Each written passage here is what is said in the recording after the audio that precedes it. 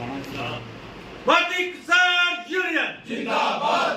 जब तक दुखी किसान रहेगा धरती पे तूफान रहेगा। भारतीय किसान यूनियन जिंदाबाद। किसान मजदूर एकता जिंदाबाद।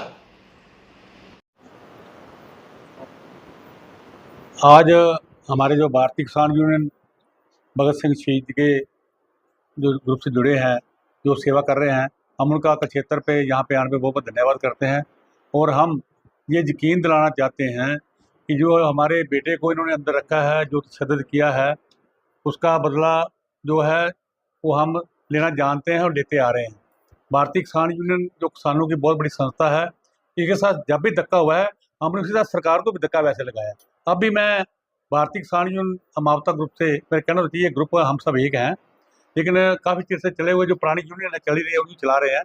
मैं ये यकीन दिलाना चाहता हूँ, अगर 17 तारीख को कोई फैसला होता है तो नहीं है, नहीं तो ये भारतीय किसान यूनियन अमावता की तरफ से ऑल वाइस प्रेसिडेंट हूँ मैं मरवर्त पे उस दिन अनाउंस करूँगा। और मेरे को उस टाइम तक मैं मरवर्त पे बैठा रहूँगा जब तक हमारे बेटे को नहीं छोड़ा जाता। ये हमारे साथ धक्का हो रहा है, किसान के बेटे के साथ शरेआम धक्का है। बड़े बड़े क्राइम हो रहे हैं, बड़े बड़े देश में हो रहा है, उनका कुछ देखा नहीं जा रहा। लेकिन एक बच्चा अपनी आज़ादी के लिए, अपनी किसानी के लिए, अपने अपने राइट के लिए लड़ता है, तो उसको इतनी सज़ा देनी ये कानूनी तौर गलत है। तो इसलिए मैं यकीन दिलाता हूँ कि आने वाली 17 के बाद मैं ये इनका एक छोटा सा कार्यकर्ता हूँ, वर्कर हूँ, सेवादार हूँ। मेरी ये ड्यूटी बनती है, जब मेरा बच्चा मेरे घर नहीं आएगा मैं उस टाइम मरवर्त पर रहूँगा। और सारे भारत का हम एक महापंचायत 10 तारीख को यहाँ बुलाएंगे, 10 अगस्त को बुलाएंगे, जिसमें ये निर्णय लेने उससे पहले पहले हमारा बच्चा भेजा जाए, नहीं तो ये हमारा बड़ा 10 से 12 आंदोलन शुरू हो जाएगा भारत में। प्रधान जी क्या कहेंगे आज? आज की जो मीटिंग है, मीटिंग के अंदर उपस्थित हमारे बलविंदर सिंह जी बाजवा, संजीव जी और पूरे साथी, जय सिंह जी जलवेड़ा, बीके शहीद भगत सिंह की मीटिंग हुई है। और 17 तारीख को नवदीप जलवेड़ा की रिहाई के लिए एक प्रदर्शन रखा गया है। किसान मजदूर मोर्चा, एसकेएम नॉन पॉलिटिकल दोनों मोर्चों की तरफ से, क्योंकि सरकार ने काफ़ी तशद्दुद नौजवानों के ऊपर किया, जहाँ अनीस खटकड़ को जेल के अंदर 31 दिन तक किसी को मिलने नहीं दिया गया। और गुरकीरत के अनीस की तो बेल हो गई, लेकिन नवदीप की बेल भी उन्होंने रोक दी। इस संदर्भ में फैसला लिया गया है कि 17 तारीख को 2 दिन का एसपी घेराव अम्बाड़ा में रखा गया है। अगर सरकार 17-18 को कोई फैसला नहीं लेती है, उनकी रिहाई रिलीज नहीं करती, तो 18 तारीख को फिर शाम को 5 बजे फैसला लिया जाएगा। उसको आगे बढ़ाना है या और किसी का घेराव करना है, वो वहां पर मौके पर फैसला लिया जाएगा। उस संदर्भ में आज मीटिंग ली गई है और सभी साथियों की ड्यूटियां लगाई गई हैं कि ज्यादा से ज्यादा संख्या में किसानों को लामबंद किया जाए। जो धक्काशाही सरकार हमारे साथ कर रही है, जैसे नवदीप के साथ टॉर्चर किया गया, उनकी जैसे टांगों के ऊपर लकड़ी से ऊपर 4-5 पुलिस वालों ने चढ़कर, बेलना बोलते हैं उसको, चलाया गया, पानी के अंदर डुबोया गया, तशद्दुद किया गया है। उन सभी बातों को अपने पब्लिक तक लेकर जाएं और सभी किसानों से अपील करें। सभी वर्गों की लड़ाई है, सभी साथियों से अपील करें और 17 तारीख को बड़ी गिनती के अंदर अम्बाड़ा में पहुंचे और वहां पर 11 बजे अनाज मंडी में इकट्ठे होकर फिर एसपी दफ्तर की तरफ चलना है। उसके संदर्भ में आज मीटिंग की गई। 17 को पूरे हरियाणा से कैसा भी आए? हरियाणा में सभी किसान साथियों से, सभी किसान नेताओं से अपील की गई और सभी पहुंचेंगे। और पंजाब से भी बड़ी संख्या के अंदर किसान, राजस्थान से भी बड़ी संख्या के अंदर किसान वहां पर पहुंचेंगे। कोई जगह रखी है कहाँ इकट्ठे होंगे? हाँ, अम्बाड़ा की अनाज मंडी में रखा गया है कि 10 बजे वहां पर इकट्ठा होंगे। 11 और 12 के बीच में फिर वहां से जब सभी किसान साथी वहां पर पहुंच जाएंगे, फिर वहां एसपी दफ्तर की तरफ कूच किया जाएगा। 1-2 बार पहले भी आप लोग किसान संगठन मिले हैं, कोई आश्वासन मिला आप लोगों को कभी? देखिए सर, जो हमारा लंबा समय था, हमने ट्रैक को भी रोक कर रखा 30-32 दिन रेलवे को, लेकिन सरकार के कान पर कोई ज्यों नहीं रेंगी और प्रशासन ने भी किसी तरह की कोई आगे बढ़कर बात करने की कोशिश नहीं की है। लेकिन अब हमें लगता है कि कहाँ, जहां सरकार को जब पूरी मुंह की खानी पड़ी इलेक्शनों के अंदर, और अब प्रशासन भी कह रहा कि आप जल्दी बेल लगाए नहीं, लेकिन हमने 17 तारीख तक अगर हमारे साथी को रिलीज नहीं करते, किसी भी प्रशासन अधिकारी ने, किसी भी आम आदमी ने, हम सरकार के किसी लीडर ने, किसी मंत्री ने, किसी एमएलए ने कोई भी बातचीत करने की कोशिश नहीं की है। अब देखते हैं क्या बनता है। अगर 17 तारीख तक वो नहीं करते, हमें लगता है उनके ऊपर दबाव है, क्योंकि एक बेल उनकी 43 नंबर FIR थी, उसको इन्होंने 4 तारीख में बेल दे दी है। उसमें भी सेम ही धाराएं थी जो नवदीप के ऊपर 40 नंबर FIR के अंदर थी। 22 आदमियों के ऊपर मुकदमा दर्ज है उसमें। और उसमें भी 22 आदमियों के ऊपर मुकदमा दर्ज है। तो हमें लगता है भी जब किसान साथियों ने अपनी बड़ी मुहिम चलाई है सभी संगठनों ने, तो उसका प्रेशर है, एक में बेल हो गई है, उसमें देखते हैं दूसरी में सरकार होने देती है कि नहीं। 18 को अम्बाला पहुंचेगा? नहीं जी, 17 को अम्बाला में 2 दिन का घेराव है एसपी का, 17 और 18 का। आंदोलन में रहे गुरनाम सिंह चन्नी, उन्होंने ऐलान किया है चुनाव लड़ने को लेकर हरियाणा में, क्या है चुनाव लड़ने की घोषणा की है, पार्टी बनाई है संयुक्त संघर्ष। देखिए, आजाद देश के अंदर, लोकतंत्र के अंदर सबको अपनी आजादी है। कोई उन्होंने बड़ा लंबा आंदोलन सड़कों के ऊपर भी किया, कोई दो राय नहीं है, उन्होंने बड़ा 30 साल के आसपास संघर्ष किया। अब उनका जो मानना है साथियों का, उनका पूरे हमारे साथी रहे, हम भी उनके काम सीखा है, उनके साथ काम भी किया है। अब उनका मानना है कि जहां आंदोलनों के माध्यम से हमने काम करा है कि उनका अब हम सरकार बनाकर वो सोचते हैं कि हम अपना किसानों का भला करेंगे। उनको मुबारकबाद है, वो अपनी आवाज उठाने का उनका तरीका दूसरा है, उन्होंने अपना लिया है, अच्छी बात है, उनको आजादी है। कोई भी साथी, वो गुरनाम सिंह क्या कोई भी इलेक्शन लड़ सकता है, कोई भी अपनी पार्टी बनाए, सबको आजादी है।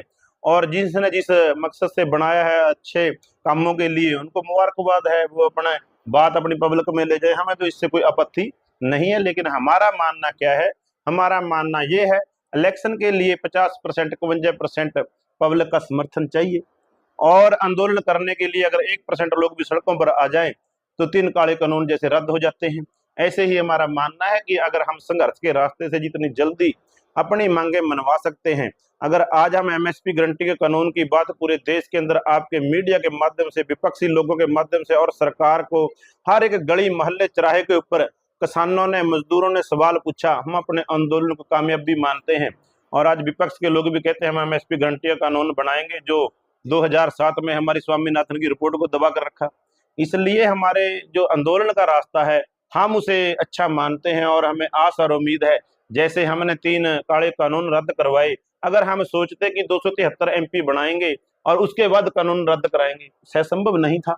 लेकिन आज भी हमें यही लगता है कि हम आंदोलन कर कर ही एमएसपी गारंटी का कानून बनाकर 150 करोड़ की जो आवाम है, उन लोगों की जो लूट कारपोरेट घराने और सरकार मिलकर कर रही है, हम अपने आंदोलन के माध्यम से उस एमएसपी गारंटी का कानून बनवाकर पूरे देश के किसानों के अंदर, मजदूरों के अंदर जहाँ खुशहाली लाने का काम करेंगे, देश की जीडीपी को बढ़ाने का काम करेंगे, और वहीं जो लूट कारपोरेट घराने कम रेट के ऊपर फसलें खरीद कर पूरे आवाम से ज्यादा पैसे लूटते हैं उनकी जेब से, और अपनी मन मर्जी के रेटों के ऊपर फसलें बेचते हैं। जैसे 50% तेल बाहर से इंपोर्ट होता है और 50% के आसपास दालें इंपोर्ट होती हैं। अगर एमएसपी गारंटी का कानून बन जाएगा, और वो आंदोलन ही एक रास्ता हमें नजर आता है, बाकी ये राजनीति को बड़ा मसला हमसे दूर है। जो बॉर्डर पे आंदोलन हो रहा है पिछले कई दिन से, किसान भाई बैठे हैं, मगर जो साथ लगता जिला है अम्बाला, वहाँ के लोग कह रहे हैं हमें नुकसान हो रहा है, हमें रोजाना जाना पड़ता है, उसको लेकर क्या? वहाँ शायद आपने, अगर आपको पूरी जानकारी साथियों को हो, वहाँ जो हमारी कपड़ा मार्केट है, एशिया की बहुत बड़ी कपड़ा मार्केट है, उन्होंने ही प्रोटेस्ट भी किए, उन्होंने हमारे साथ बातचीत भी की थी। हमने उनसे पहले भी कहा था और 2-3 बार उनसे मीटिंग भी हुई भी है, रास्ता हमने नहीं रोका, रास्ता रोका है सरकार ने। कोई भी साथी है वो अपना राजपुरे की तरफ से आए, हमारा कोई भी साथी उनको रोके तो हमें कह सकते हैं ना भी रास्ता रोका है। रास्ता हमने उनको कहा, उनको समझ में भी आई बात, वो समझ गए हैं इस बात को भी, रास्ता किसानों ने नहीं रोका। जो रास्ता रोका हुआ हरियाणा सरकार ने रोका हुआ है, और उसका जो खामियाजा है हरियाणा सरकार भुगतेगी। उन साथियों ने सभी ने प्रोटेस्ट भी किया है हरियाणा सरकार के खिलाफ, वहाँ प्रदर्शन भी किया है, वहाँ बंद भी किया है। ये सब खामियाजा सरकारों को भुगतना पड़ेगा, चाहे वो हमारी मांगे मानकर उसे जल्दी निपटारा करें या रास्ता खुले, हमें दिल्ली जाने दें, उनके ऊपर किसी पर कोई असर नहीं होगा। हमारा राजनीतिक तौर से हम किसी भी पार्टी का समर्थन या साथ नहीं देते, हम अपना आंदोलन के रास्ते अपनी बात को बुलंद करें, और उसके अंदर हमने कामयाबी के जो हमारे मैं बता भी देना चाहता हूँ, 3 काले कानून हमने आंदोलन के जरिए रद्द कराए, और अब जो एमएसपी गारंटी का कानून है आपके सामने होगा। लंबा समय हो गया हमें 140-45 दिन आंदोलन करते हुए, जहां हमने अपने साथियों की जान भी गंवाई है। हमने उन साथियों को भी बोला था जो हमारे अम्बाड़े वाले साथी हैं, हमने तो रास्ता खुलवाने के लिए अपना शुरू करने की जान गंवाई है, 4-5 साथियों की आंखें गंवाई हैं, 400 से ऊपर साथियों को इंजर्ड कराया है, सैकड़ों ट्रैक्टर ट्रैलियां तोड़वाए हैं, और इतना नुकसान सहने के बावजूद सरकार ने रास्ता नहीं खोला, हमने तो इतना जोर लगाया है। और इसी रूपरेखा के माध्यम से हमने अपने इन आंदोलनों के जरिए अपने एमएसपी गारंटी के कानून को आज एक एक किसान की जुबान के ऊपर, एक एक मजदूर की लड़ाई है। हमारी 200 दिन का रोजगार मजदूर को मिले, उसको 700 रुपये दिहाड़ी कम से कम मिले, और 10,000 पेंशन किसान और मजदूर जिन्होंने कम से कम रेट के ऊपर फसल बेचकर कम से कम रेट के ऊपर दिहाड़ी कर इस देश का निर्माण किया है, उस निर्माणकर्ता को भी हमें 60 साल के बाद 10,000 रुपये पेंशन मिलनी चाहिए। इन सब डिमांडों को हम अपने आंदोलन के माध्यम से, इलेक्शन के नहीं, आज विपक्षी लोग जो जिन्होंने हमारी स्वामीनाथन की रिपोर्ट दबा कर रखी कांग्रेस वालों ने, आज वही उनके नेता प्रतिपक्ष राहुल गांधी जी बोलते हैं कि हम एमएसपी गारंटी का कानून देंगे, कर्जा मुक्त करेंगे।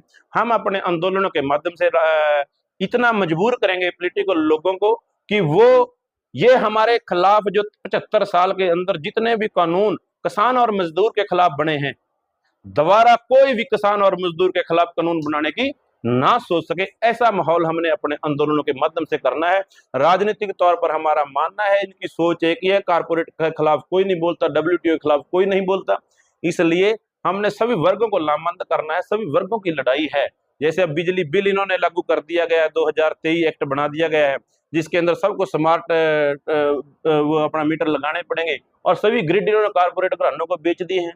उनको लाभ देने के लिए अब भी ताजा इलेक्शन के बाद 15 से 20% टेलीफोन के अंदर इन्होंने बढ़ा दिए हैं रेट। इनको कोई नहीं रोक सकता अगर आप लोग जागरूक नहीं होंगे। पिछली बार 2000 में बता देना चाहता हूं, जुलाई 2020 के अंदर 60-62 रुपये डीजल के रेट थे, लेकिन सरकार ने कानून बना दिया कि प्राइवेट घरानों को इजाजत दी जाएगी, वो अपना रेट कम ज्यादा कर सकते हैं। उसके बाद गैस और पेट्रोल और डीजल के रेट कहां से कहां चले गए, शायद वो पिछले 30 साल में भी नहीं बढ़े थे। इसलिए ऐसा ही अगर लोग नहीं बोलेंगे, कारपोरेट घरानों के हक के कानून बना दिए जाएंगे। बिजली के रेट भी ऐसे ही जैसे फ्री में जियो दिया जाता था, ऐसे ही 700-800 गुना बढ़ेंगे। ऐसे ही डीजल और पेट्रोल और गैस के रेट कितने बढ़े हैं, ये सब बढ़ेंगे। सब लोगों की लड़ाई हम लड़ रहे हैं, और सब वर्गों के लोग इस बात को समझ रहे हैं, जिसका एक आंकड़ा अखबारों के माध्यम से शायद आप लोगों ने देखा भी होगा। उसके अंदर पूरे देश की जब उन्होंने एनालाइज करे तो 88% लोग वो थे जिनके पास जमीन है। उन्होंने कहा कि ये किसानों का आंदोलन ठीक है, मांगे वाजिब हैं, और जिन लोगों के पास जमीन नहीं है, वो खेती से संबंधित हैं, कोई कंपेन वाला है, कोई आड़ती है, कोई पल्लेदार है, कोई मजदूर है, उन्होंने माना 77% लोगों ने कि ये मांगे वाजिब हैं, और पूरी देश की आवाम की 65% लोगों ने कहा ये हमारा आंदोलन वाजिब है, डिमांडें जायज हैं, ये सरकार को माननी चाहिए। इस संदर्भ में हम इलेक्शन से दूर रहकर अपने आंदोलनों को मजबूत करेंगे, और आने वाला समय पूरे देश के लिए अच्छा होगा। आप कमी कहाँ मानते हैं दिल्ली नहीं जा पाए? गुरनाम चटूर नहीं मानते हैं, राकेश टिकैत मानते हैं, या और नेता जो मोर्चे तक नहीं पहुंच पाए? आप इस देखिए, वो उन साथियों का सवाल है, वो मोर्चे तक नहीं पहुंचे, लेकिन जो आप अगर गए हो 13 तारीख को और 21 तारीख को, जहां वहां वो दीवारें हैं वो कंक्रीट की कर दी गई, वहां बैरिकेड नहीं थे, कंक्रीट की दीवारें थी, जिनको तोड़ने के लिए जो दिल्ली में और चंडीगढ़ हाईवे के ऊपर लगाई जिन्होंने, उन सरकारों को भी मशीनों के जरिए 7 दिन तोड़ने में लग गए। लेकिन किसानों ने अपनी जान की बाजी लगाकर भी दिल्ली जाने की कोशिश की। जब बच्चों के ऊपर गोलियां चलाई गई, शुभकर्ण की डेथ की गई, और जसकर्ण की बाजू में सीधी गोलियां सरकार ने चलाई, फिर वो इतना खामियाजा हम भुगतने के लिए तैयार नहीं थे कि हम अपने नौजवानों के ऊपर गोली चलवाकर उनको जान माल का नुकसान कर सकें। उस संदर्भ में फिर हम बैठे हैं, और उसके बाद सरकार को, बीजेपी को, जहां 392-96 सीटें देहात से हैं, इनके पास इनको 70-72 सीटें लूज करनी पड़ी देहात से, और सरकार को हमने वो झटका पूरे हमारे आंदोलन को शुभ करने की जो उन्होंने शहीदी ली, उनको हर एक गली मोहल्ले के ऊपर को सामना करना पड़ा। और उसके संदर्भ में हम अपने आंदोलन को और मजबूत करेंगे, और हम अपने हक का कानून बनवा कर रहे हैं।